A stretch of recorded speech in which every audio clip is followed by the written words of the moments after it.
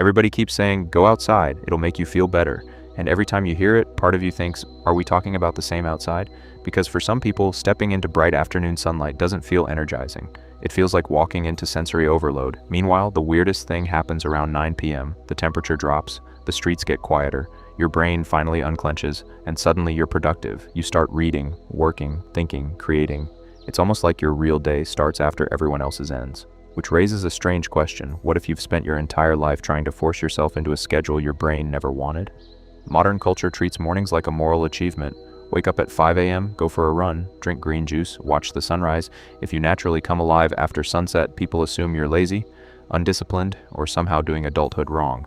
But biology isn't interested in motivational quotes. Researchers studying chronotypes, the body's natural preference for certain sleep and activity times, have found that not everybody is built around the same internal clock. Some people genuinely perform better later in the day.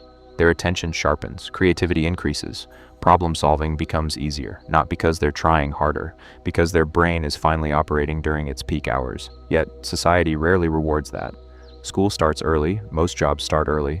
Doctor appointments, government offices, banks, everything assumes your best self exists before lunch. If yours doesn't, you spend years believing the problem is you. There's another layer people almost never talk about. Night removes expectations. During the day, your phone buzzes, emails arrive, people expect replies. Traffic exists, neighbors are mowing lawns, someone always wants something. At night, nobody expects immediate access to you. That silence isn't empty, it's permission. Permission to think without interruption. For people with anxious minds, that can feel unbelievably calming.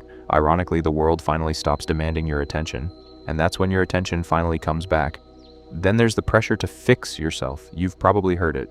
Just wake up earlier, go to bed sooner, your whole life will change.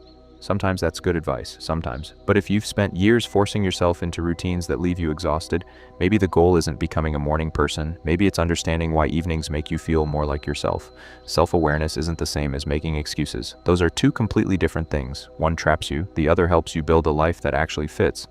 Memory plays a role too. Think about your favorite conversations, the drives with music playing, late night phone calls, gaming with friends, watching movies until 2 a.m. Some of the safest moments in people's lives happen after dark. Your brain remembers that, so when night arrives, it doesn't just recognize darkness, it recognizes familiarity, comfort, freedom. That emotional association can be incredibly powerful. Here's the part that surprised psychologists. People who enjoy solitude and quiet evenings often score higher on measures related to reflection and internal processing. They're not avoiding life, they're spending more time inside their own minds. Sometimes that's difficult, sometimes it's beautiful, because the same brain that overthinks also imagines, creates, connects ideas other people miss. The downside is noise becomes exhausting, the upside is depth. So if you've ever looked out the window at noon and thought, I'd honestly rather stay inside, then looked outside again at 10 p.m. and suddenly wanted to go for a walk, you're probably not broken. You're probably meeting the version of yourself that finally isn't overwhelmed.